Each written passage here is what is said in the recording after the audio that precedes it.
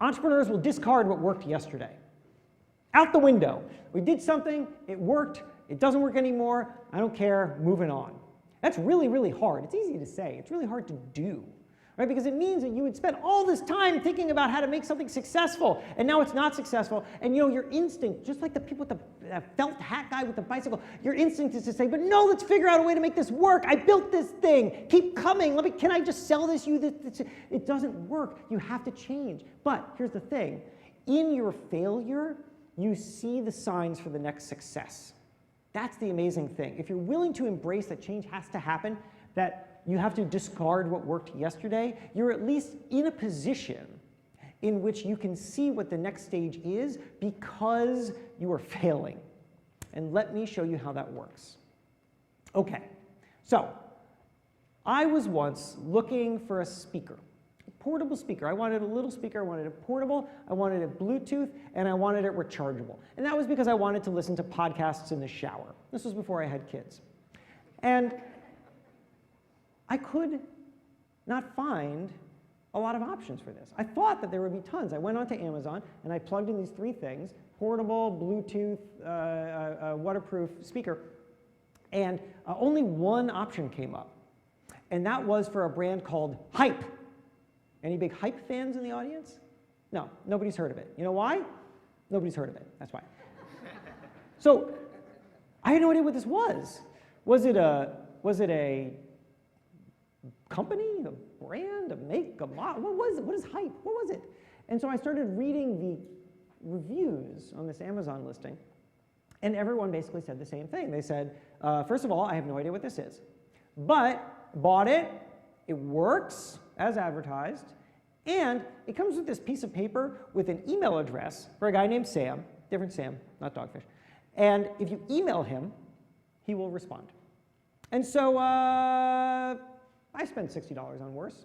So I bought the thing, and it showed up, and it worked as advertised. And I had a question, I can't remember, there was some kind of connectivity issue or something, and so I emailed that address, and a couple days later, Sam got back to me, mysterious Sam.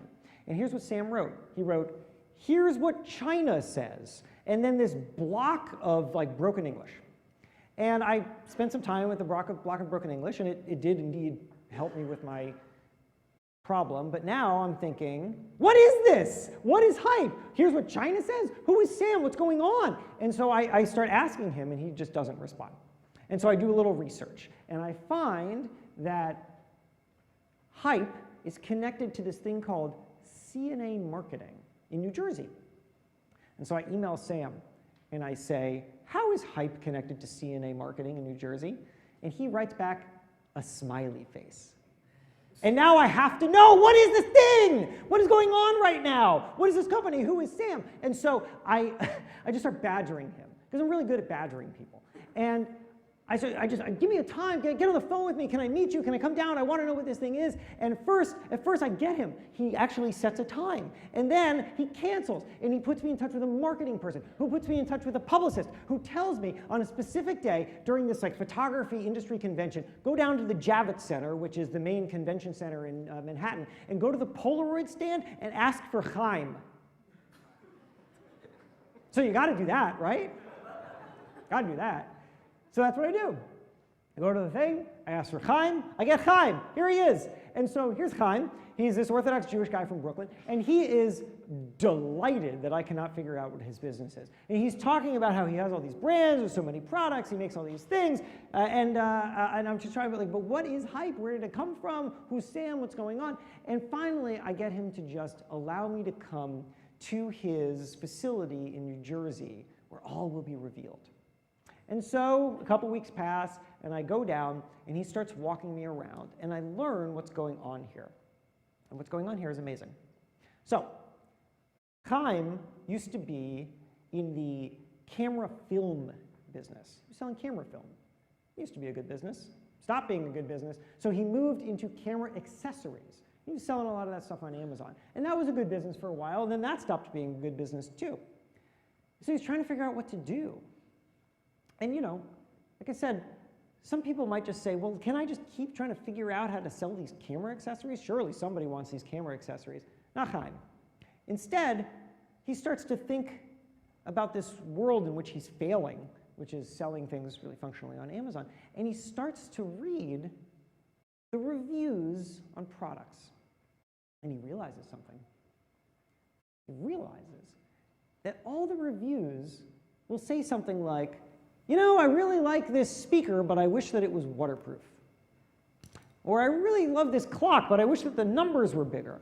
And he thinks to himself, Amazon is not just a place where people sell things. It's not just a sales platform. Amazon is one gigantic free R&D department. People are just standing there telling you what they want. And so if you could just go and make the thing that they're literally asking you to make, well, then they will buy it. And so he puts together this whole team. He showed them to me. We walk up. There's this room full of Orthodox Jewish guys in the room. He has one Italian guy. He lets him work from home. And otherwise, just these guys. And they spend all their time on Amazon, and they're just reading these reviews, and they see the thing, oh, I love this speaker, but I wish that it was waterproof. And so then they go to China, and they find a manufacturer who's willing to make a version with the things that people on Amazon are asking for. And then they just come up with a brand name for it. They call it hype. And they slap hype on the thing, and they put it on Amazon, and if it sells, they keep investing in it, and they keep innovating, and if it doesn't sell, then they throw it in the garbage and they move on to something else. And this has built him a tremendous business, just an enormous business in which he continues to grow. I mean, I can't remember what it is. It's hundreds of millions of dollars business right now. And it's just swallowing up things. Remember Ritz Camera? Chaim owns that now. Remember Sky Mall, that like magazine of stuff that you would find in the airplane? Chaim owns that now. He's just gobbling it all up because he was willing to, at some point, be a failing guy making camera accessories that nobody wanted, and looking at that moment and saying, you know what? This doesn't work, but in failing, I can see the pathway to a greater success. He was cutting ties and he was moving along.